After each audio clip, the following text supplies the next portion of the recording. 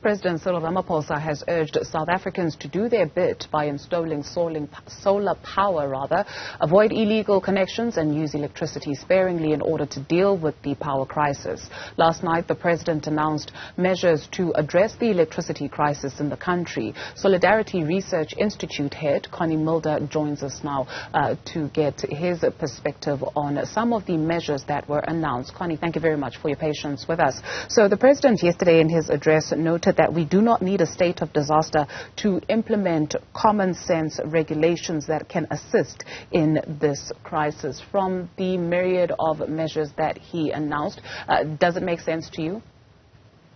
Yes. I think it is slightly worrying that it takes the president 15 years to finally implement common sense regulations in the ANC regarding the energy sector. But several of these are steps in the right direction. We're obviously extremely worried about implementation, but for example, removing the cap on private generation licensing from 100 megawatt to just saying there's no cap, you need to register, is something that made a lot of sense and should have been announced last year already. Why increase it to an arbitrary number? Why not just say if you want to generate power, you should be able to? What we're specifically excited about, at least, is that the president echoed several of our suggestions, specifically the feed-in tariff for rooftop solar, which is a resource that South Africa has an abundance of, as we've got very good solar resources, and we should be implementing large-scale, small-scale generation. Now, this will hopefully offset the cost of solar panels for more consumers, so that more people will be able to get themselves less reliant on Eskom, which in turn would then create more breathing space for the necessary maintenance. Lastly, we're also of the opinion, and our Executive Council accepted a motion in that regard in the 4th of July, which is that Eskom needs to be stabilized, that Eskom has a skill shortage, and that Eskom will still play a critical part in the energy landscape going forward. And the President has echoed this by saying they're reaching out for skills, they've reached out to us for skills, and we're obviously welcoming those steps. What does worry us, however, is that government is creating this Energy Crisis Committee, which sounds very similar to the Coronavirus Crisis Committee, and that we're going to have another committee that's accountable to no one. And if you're going to pull in the same ministers who created this problem into this committee, then we're looking at, once again, implementation being sabotaged or incompetence causing South Africa to struggle to actually get out of this crisis. We're now shifting to say we're quite happy with the announcements, but we will be watching the developments with an absolute eagle eye, making sure that these floodgates that should be opened are actually opened, and that we can finally get more electrons into the grid, more energy into the economy, and more people off the streets. Mm-hmm. You say you're excited about the announcement of the rooftop solar installations. The president saying that government will enable businesses and households to install rooftop solar panels. This is not a cheap exercise, and he also spoke about a pricing structure to feed in tariffs. Like you mentioned, you're worried about the implementation, how this could possibly work. Yes, unfortunately, there are no cheap options out of the energy crisis. If we wanted cheap options out of this, we should have built power stations 20 years ago. At the moment, we've got two choices, and they're both bad. The one is get power onto the grid in a record amount of time, which will unfortunately be expensive. The other is do not do it, which will be more expensive. So from our perspective, ultimately, the South African economy will have to pay Eskom's debt. It's clear that Eskom is in a death spiral. They cannot generate enough revenue to pay off that debt, and that debt is government guaranteed, which means it's taxpayer guaranteed, and we will ultimately have to pay that. Our choice is actually quite simple then, is do we pay that debt from an economy that's 30 to 40% bigger than it is now by getting energy stability through private generation, or do we try and pay that debt in 6 years' time from an economy that's the same size or smaller than it is now, and wrecking the fiscus? And it's a gamble, but it's not even a hard gamble. It's a common sense gamble to say we need to firstly get energy into the system, ensure that the small bakery down the street can keep their ovens on. It's as simple as that, and that they're generating revenue, which in turn will then generate tax money, which at some point will have to be used to pay Eskom's debt. So that's why we're thinking it's expensive, but every single option that we take is still cheaper than load shedding. The President also spoke about the restructuring of Eskom, speaking about electricity generation entity, a transmission entity and a distribution entity, and that soon boards will be appointed for the generation and the transmission entity. How much do you perceive that this will cost the country?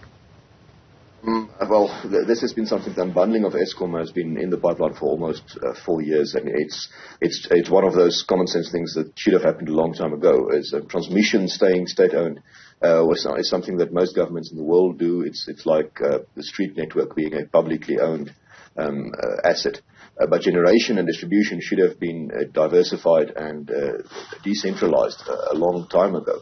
I think it might have a cost at Eskom at the moment to try and unbundle at least, but the net impact of unbundling these three institutions and allowing competition and private producers in the generation space will be a positive, for the simple reason we'll actually have electricity. We will be able to run the economy within a year or 2 years' time if we implement some of these proposals correctly.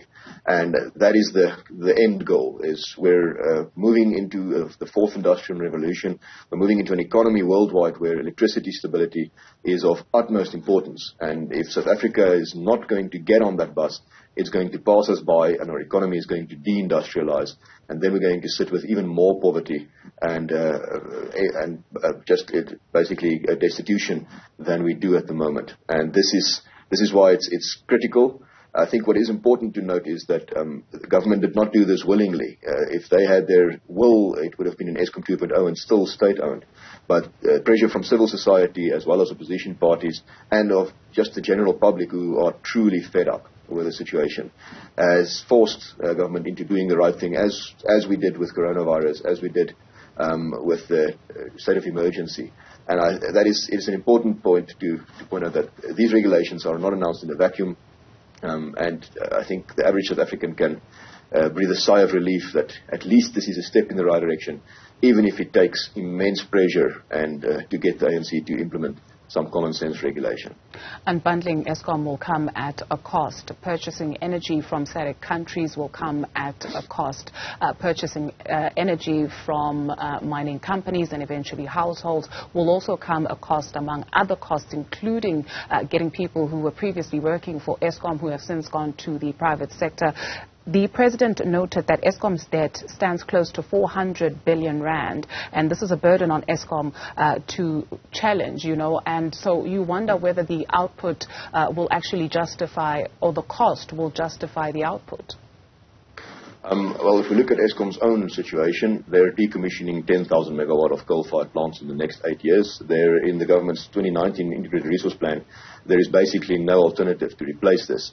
They're decommissioning 22,000 megawatts by 2035 because of end of life of coal plants, and there is nothing in the plan to replace this. So if we do not go this direction, we will quite simply not have energy, and the cost to that is incalculable. Just the cost of load shedding has been immense. It's between 500 to 700 million rand per stage per day.